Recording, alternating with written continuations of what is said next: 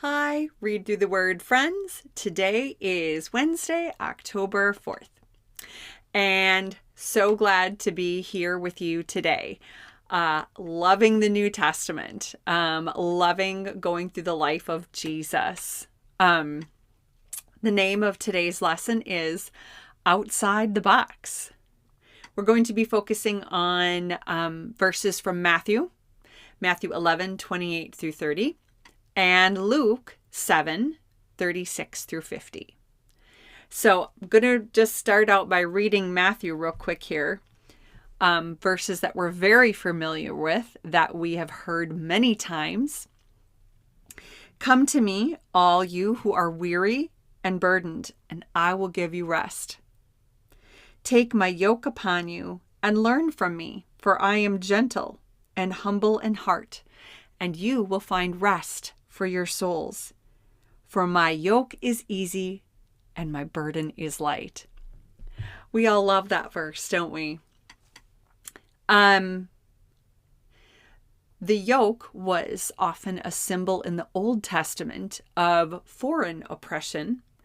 By the time of Jesus's day, it had also become known as a metaphor in Judaism for the law, because it had become just almost an oppressive burden for people to follow. So it had been symbolized as a military burden, as a religious burden, and it was Jesus's beautiful way of saying, look, it's not about strict observance of every law. It's about following Jesus and learning what it means to really follow Jesus, to love Jesus, and to love others. So we're going to talk about, we talked about Matthew. We're going to talk about these verses in Luke. And when I was reading, I thought, gosh, there's something about these two passages that almost seems a little contradictory to me. But in fact, as of course would be expected, they're completely connected. Everything Jesus said and did was connected. So I'm going to explain after I talk about the passages in Luke, what I felt kind of contradictory and what made sense as to why, of course, it was connected. So there's the passage from Matthew, the passage from Luke about the woman washing Jesus's feet. Now, one of the Pharisees invited Jesus to have dinner with him, so he went to the Pharisee's house and reclined at the table. When a woman who had lived a sinful life in that town learned that Jesus was eating at the Pharisee's house, she brought an alabaster jar of perfume. And as she stood behind him at his feet weeping, she began to wet his feet with her tears. Then she wiped them with her hair, kissed them, and poured perfume on them. When the Pharisee who had invited him saw this, he said to himself, if this man was a prophet, he would know who is touching him and what kind of woman she is, that she is a sinner. Jesus answered, Simon, I have something to tell you. Now that Simon was the name of the Pharisee. And it's the only time we read about Simon the Pharisee in the Bible, but this particular story is about him. Tell me, teacher, he said. 2 men owed money to a certain moneylender. One owed him 500 denarii and the other 50. Neither of them had the money to pay him back, so he canceled the debts of both. Now, which of them will love him more? Simon replied, I suppose the one who had the bigger debt canceled. You have judged correctly, Jesus said. Then he turned toward the woman and said to Simon, do you see this woman? I came into your house. You did not give me any water for my feet, but she wet my feet with her tears and wiped them with her hair. You did not give me a kiss, but this woman from the time I entered has not stopped kissing my feet. You did not put oil on my head, but she has poured perfume on my feet. Therefore I tell you, her many sins have been forgiven, for she loved much.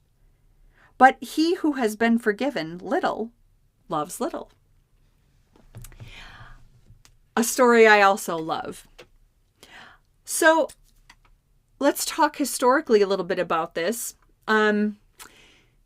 I was reading a little bit about dietary practices in ancient Israel in the archaeological Bible. And a lot of dietary practices we read about in the gospel were mostly derived from Judaism, but some things were also features of Greco-Roman traditions. For example, reclining was also a Greco-Roman tradition. And the normal posture of reclining in Judaism was on the left side, and so the feet would have been extended away from the person on the left side while they ate and drank with the right hand.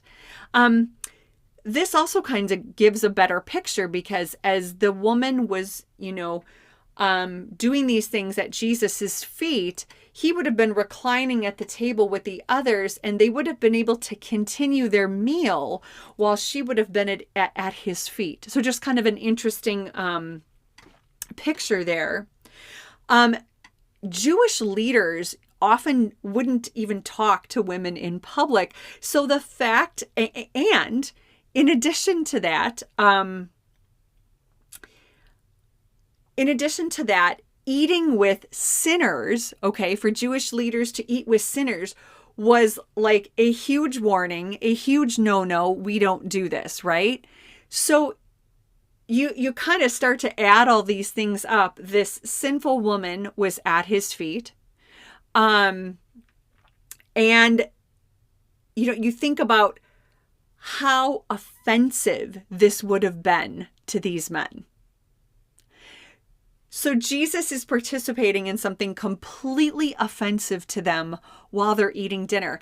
And by the way, the association with sinners was actually considered even more offensive when eating with them. So, they didn't want to associate with sinners ever, but the idea that they would associate with sinners during a meal was even worse.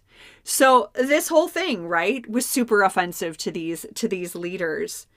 The interesting thing is that Jesus calls out the lack of Simon the Pharisees, the lack of what this Pharisee, was supposed to do in hospitality for him.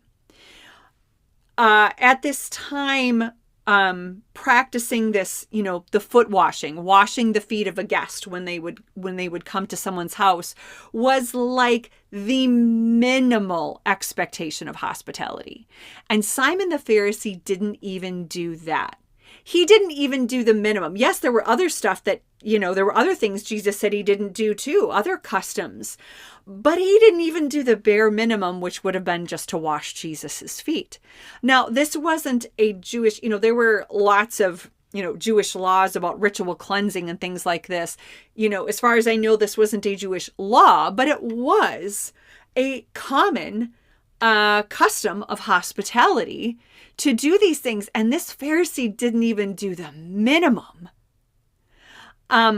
So it's like, he was so concerned about his piousness and his following of the law that he missed doing something that would have shown love to Jesus, like, hey, you're in my home, and these customs matter because it's a way to show you love. Okay, so we look at these two verses, right? We have, Jesus saying, come to me if you're, with this yoke of the law on you that has just made it feel so difficult to be close to God, right? We have that picture here. And then we have this picture here of Jesus talking to Simon the Pharisee saying, you didn't do enough. You didn't do enough. You could have done more. You could have shown your love to me even more. And so I almost thought, it almost sounds contradictory, but because we know Jesus, we know it's not. They connect beautifully because ultimately what Jesus is saying is, it's not about the absence of a ritual or the following of a ritual or law. In other words, whether you're following a ritual or law or not following a ritual or a law, it's not about either. It's about thinking outside the box, right? Because Jesus very much, I love that about him. He thought outside the box. He didn't always answer people exactly the same. He answered according to their heart in that situation. So it's not about either following or not following a ritual or a law. It's about loving others the way Jesus does. And sometimes it could look like following a certain custom or law, and sometimes it might look like not following a certain custom or law. Interesting, right? And Jesus risked his reputation to show this kind of love to others. He absolutely risked his reputation when he allowed this woman to show him hospitality. And it's interesting too, right? Like, this Pharisee, so pious, didn't show Jesus even the minimum form of hospitality that would have been expected back in that day. And this woman lavished these forms of hospitality on Jesus, yet she was considered the sinner. And she was considered the one who was offensive to people. I wonder if we can think outside the box in our own lives about what it might look like to love people, about what it might look like to even risk our own reputation in order to show the love of Jesus in a way that's, in the way that shows the way Jesus loves people, and we're reflecting that. So what can we do? How can we think outside the box? How can we love outside the box? Thanks for joining me here today, and we'll see you next time on Read Through the Word.